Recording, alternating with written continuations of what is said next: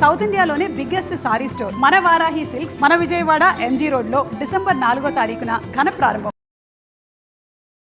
నమస్తే గురుగారు. నమస్కారం అమ్మ. అసలు మీ దృష్టిలో పూజ అంటే ఏంటి గురుగారు? ఎందుకంటే ప్రతి స్త్రీమూర్తి కూడా గుళ్ళకెళ్ళి దీపారాధన చేస్తూ ఉంటుంది. అయ్యో ఆ పోటీ, ఆ మొక్కులు, ఆ పూజలు, పాపం ఎవరి యాంగ్జైటీ వారిది అనుకోండి గురుగారు. ఒక వీడియో వీలవుతే మీకు చూపిస్తాను. ఆవిడ శివాలయంలో ఆయనకు అభిషేకం చేస్తూ నేను నీకు ఇన్ని పాలు పోస్తున్నాను, నాకేమిస్తావు, నాకు ఇది అది అది అని లెక్కలేస్తా ఉంది. అంటే కోర్స్ అది మనకు నవ్వొస్తుందేమో కానీ వాళ్ళ యాంగ్జైటీ అది, వాళ్ళ బాధ అది, వాళ్ళ అసలు పూజ అంటే ఏంటి మీ దృష్టిలో గురుగారు? పూజ ఇది ఆనాటి నుంచి ఈనాటి వరకు కూడా ఒక మిస్టరీ క్వశ్చన్. పూజ అంటే మనం పూజ అంటే ఏమిటో తెలియని పరిస్థితుల్లో దేవుడు దండం పెడతాం, కొబ్బరికాయ కొడతాం, పుష్పం పత్రంతో ఇవన్నీ సమర్పించుకుంటుంటాం, ఏదో నైవేద్యాలు చేస్తుంటాం, ప్రదక్షిణలు చేస్తాం, గుడికి వెళ్తుంటాం, వచ్చేస్తుంటాం. అసలు పూజ అంటే ఏమిటి? నిజంగా పూజ చేస్తే భగవంతుడు వచ్చేస్తాడా? ఆయన మన చుట్టమా? అడగ్గానే వరాలు ఇచ్చేయడానికి? పోలీస్ వర్గం ఉంది కదా గురుగారు, పోలీస్ వర్గం ఉంది కదా కదా కొన్నిసార్లు. ఎలా తల్లి? ఇప్పుడు పోలీస్ వర్గం పాపం ఆమెకి ఏమి లేకపోయినా భక్తి శ్రద్ధ ప్రధానంగా వస్తే పిలిస్తే వచ్చేస్తుంది, అంతే కదా తల్లి. నిజమైనటువంటి పూజ, వాస్తవికమైనటువంటి పూజ అంటే మొట్టమొదటి పూజ ఏ జీవుడైనా చేసేటువంటి తొలి మంత్రం ఒకటి ఉంది. ఆ మంత్రం పేరు చెప్పండి మీకు ఏదైనా గుర్తుంటే. కాదండి, అమ్మ. కాబట్టి సృష్టి ధర్మంలో నువ్వు ఏ పూజ చెయ్యాలన్నా అమ్మ అనే మాటకు నీకు అర్హత సంపాదించాలి మొట్టమొదటిది. ఈ సృష్టి ధర్మంలో ఏ నామస్మరణ చేసినా రానంత పుణ్యం, విలువ కట్టలేనటువంటి మంత్రం ఇంకొకటి ఉంది, అమ్మ నాన్న. ఈ నామస్మరణ పలకలేనటువంటి ఏ జీవుడికి కూడా పూజ చేసేటువంటి అర్హత లేదు. మొట్టమొదటి తెలుసుకోవాల్సింది. ఇప్పుడు పూజ గురించి చెబుతాను. ఈ పూజ అంటే ఏంటంటే మనం ఎవరో తెలుసుకోవటానికి చేసేటువంటి ఒక మహాయజ్ఞం. నీవెవరివి అని తెలుసుకోవటానికి చేసేటువంటి ఒక మహాయజ్ఞం. సృష్టి ధర్మానికి, సృష్టి శ్రీకారానికి నేను ఆవిర్భవించినటువంటి ఒక మహాశక్తిని. ఎందుకనంటే భగవంతుడి నీకు నేరుగా ఏ వరాలు ఇవ్వలా, నువ్వు ఒక జీవనే సృష్టించగలుగుతున్నావు కదా సృష్టి కార్యం కోసం. మరి భగవంతుడి కంటే గొప్పవాడివే కదా, అది కదా పూజ అంటే. మరి అలాంటి సృష్టి కార్యానికి అంత పూజా విధానం నువ్వు తెలుసుకోగలిగినప్పుడు నువ్వు భగస్వరూపం అయితే నీలో ఎన్ని మార్పులు రావాలి. నేను ఇలా ఉండటానికి, ఇలా నడుచుకోవటానికి, ఇలా సత్ప్రవర్తన కలిగి ఉండటానికి సాక్షాత్తు భగవస్వరూపమే నాలో ఉండడాన్ని చెప్పడానికి ఒక నిదర్శనం పూజ అంటే పునర్జన్మ. కాబట్టి నేను ఏదో సృష్టి కార్యానికే నేను పుట్టాను, నాకు మళ్ళా మనిషిగా పుట్టేటువంటి అవకాశం నాకు దక్కింది. దీన్ని నేను సార్థకత చేసుకోవాలి. అన్నీ తెలిసి, అన్నీ చూడగలిగి, అన్నీ మాట్లాడగలిగేటువంటి జీవిగా నేను పుట్టాను. కాబట్టి స్పృహతోటే నేను ఏదన్నా చేస్తున్నాను. కాబట్టి పూర్వజన్మ పునర్జన్మగా అంకుటితమైనటువంటి దీక్షతో మనం నామస్మరణ చేయగలిగేటానికి ఉపయోగించుకున్నటువంటి విధానాన్ని పూజ అంటారు. ఈ పూజ అని అనటానికి ఇందులో ప్రామాణికం రెండు. ఒకటి సుగంధ ద్రవ్యం, రెండోది దీపం. ఏమిటండి ఈ దీపం అని అడిగితే, ఎప్పుడైతే నువ్వు దీపం వెలిగిస్తున్నావో దానిలో ఉండే ఒత్తికి పరమార్థం ఉంది, ప్రమిదలకు పరమార్థం ఉంది, అదేవిధంగా నువ్వు వెలిగించేటువంటి అగ్నికి పరమార్థం ఉంది, అగరబత్తికి పరమార్థం ఉంది. ఈ రెండు లేకపోతే పూజ కనపడదు. మరి ఏమై ఉంటుంది అని అడిగితే, నీ మనసులో ఉన్నటువంటి అంకుటితమైనటువంటి శ్రద్ధ, నేనేం చేస్తున్నాను, ఎక్కడికి ప్రయాణం చేస్తున్నాను. మీరు ఊరు వెళ్ళాలండి, టికెట్ తీసుకోవాలి, ఒక అర్థం ఉంటుంది కదా. ఎక్కడికి వెళ్ళాలి, ఏదో టికెట్ తీసుకుంటామా, కౌంటర్లోకి వెళ్ళి టికెట్ ఇవ్వండి అని అంటారు. ఎక్కడికి వెళ్తున్నారా అని అడుగుతారా, అడగరా? ఏం చేస్తున్నావు, ఒత్తి వెలిగిస్తున్నావు, ఒక శ్రద్ధ. ఎక్కడికి ప్రయాణం చేస్తున్నావు, శివారాధన చేస్తున్నావు, శ్రద్ధ. ఆ శ్రద్ధను ఒత్తులతో కొలుస్తారు. నీలో ఉన్నటువంటి మనసు ఒక నిర్మలమైనటువంటి మనసు, ఒక నిశ్చలమైనటువంటి మనసు, ఒక శక్తితో కూడుకున్నటువంటి మనసు నూనెతో కొలుస్తారు. ఇకపోతే అంకుటితమైనటువంటి అంతరాత్మ, అదేది ప్రమిదలు, అవి లేకపోతే ఎక్కడ వెలిగించలేవు. కాబట్టి నన్ను నేను తెలుసుకోవటానికి నాలో ఉన్నటువంటి శ్రద్ధని నా మనస్సాక్షిగా ఉంచి ఒక జ్యోతిని వెలిగిస్తున్నాను.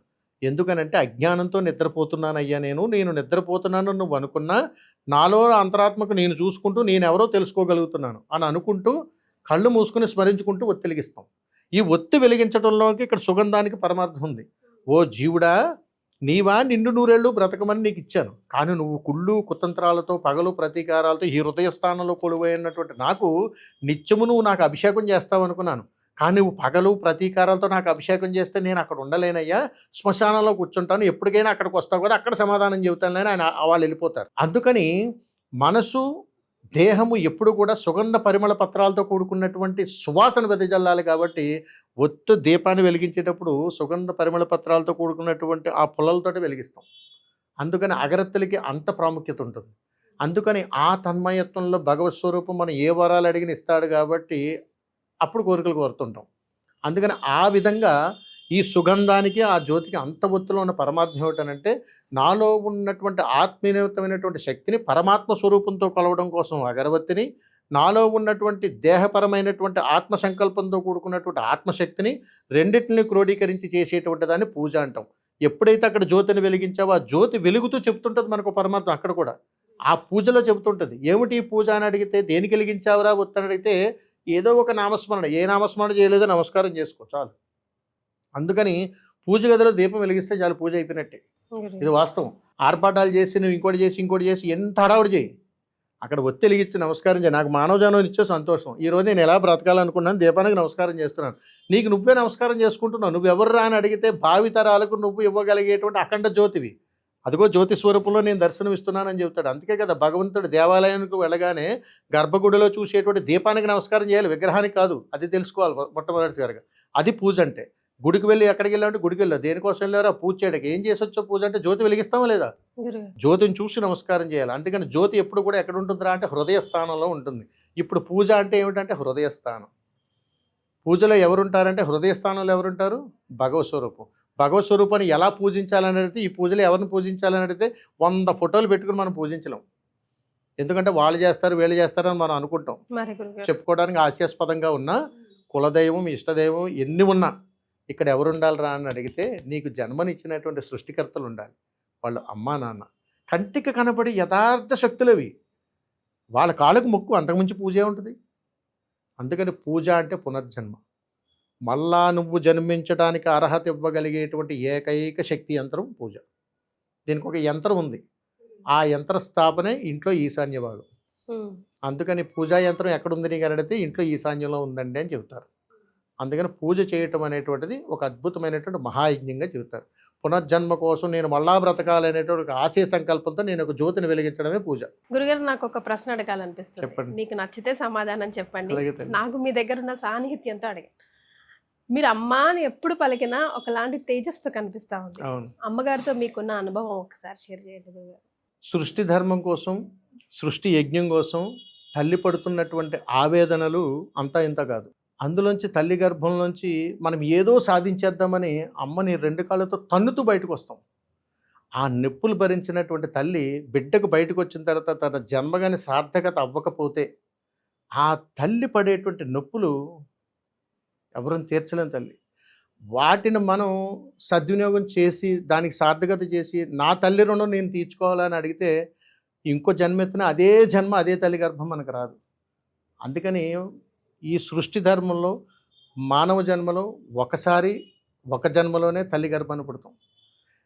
అదే తల్లి గర్భాన్ని మనం ఆ అనుభూతి మనం పొందలేనప్పుడు ఆ బాధ అర్థమవుతుంది. నేనెందుకు ఈ తల్లి గర్భాన్ని పుట్టలేదా, నేనెందుకు ఈ ధర్మకార్యానికి నిలబడలేకపోయినా, నేనెందుకు ఈ సృష్టి ధర్మాన్ని చేయలేకపోతున్నాను అనేటువంటి ఒక మహాయజ్ఞంతో కూడుకున్నటువంటి ఆవేదనతో కూడుకున్నటువంటి బాధ ఈ సమస్త సృష్టి కలియుగంలో మనం చూస్తున్నాం. ఈ చూస్తూ ఉన్నప్పుడు ఒకవేళ నేనే ఆ ధర్మంలో కానీ పుట్టుంటే నా పరిస్థితి ఏమిటి? భగవంతుడు కంటికి కనపడకపోయినా నా తల్లి నాకు ఇచ్చినటువంటి ఈ జన్మలో నేను అలా తన్నుకుంటూ బయటకు వచ్చినండే కదా.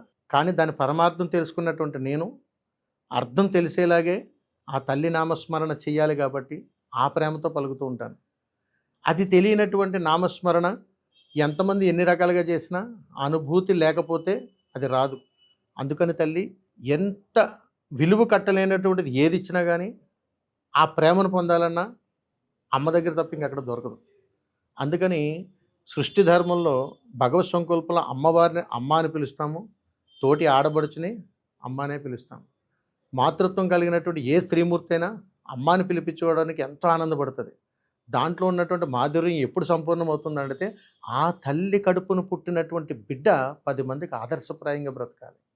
ఆ తల్లి కడుపును పుట్టిన బిడ్డ 2 చేతులెత్తి జోడించి నమస్కరించేలా బ్రతకాలి.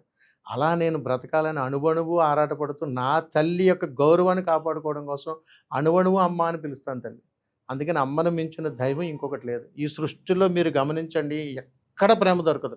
అన్ని ప్రేమలు అబద్ధాలే, ఒక అమ్మ ప్రేమ తప్ప. దానికి మన కొలమానం లేనటువంటి ప్రేమ. అందుకని ఆ నామస్మరణ పలకడానికి నాకు అంత అనుభూతి ఉంది. కారణం ఏంటంటే అంత ప్రేమ నేను బాల్యదశ నుంచి నేను పొందలేకపోయాను.